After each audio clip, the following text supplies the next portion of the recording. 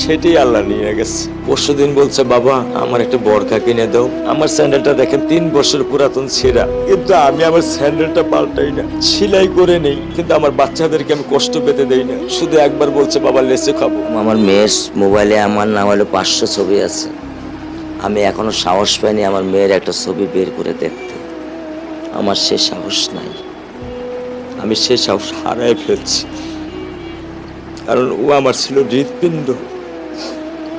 ওর জীবনে এমন কোনো চাওয়া নাই যেটা আমি পূরণ করি নাই। পরশুদিন বলছে, বাবা আমার একটা বরখা কিনে দাও।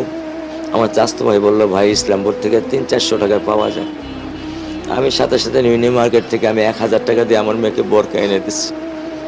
আমি দরিদ্র, ভাঙা বাসায় থাকি, কিন্তু আমার সন্তানদেরকে আমি কখনোই দারিদ্রতার স্বাদ পেতে দেইনি। দারিদ্রতার স্বাদ পেতে দেইনি। আমার বড় মেয়েকে এখন আমি সেলোরার থেকে জামা কিনে দিই।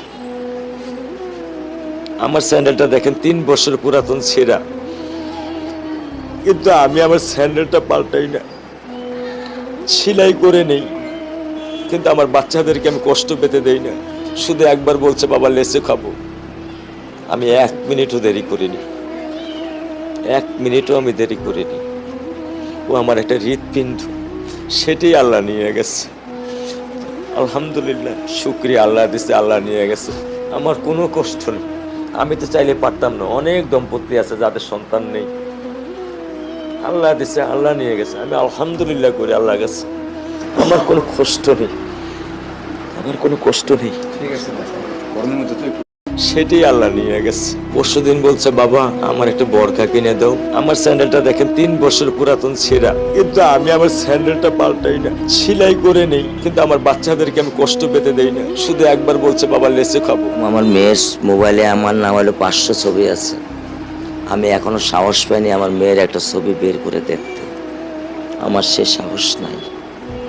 আমি সে সাহস হারাই ফেলছি, কারণ ও আমার ছিল হৃৎপিণ্ড।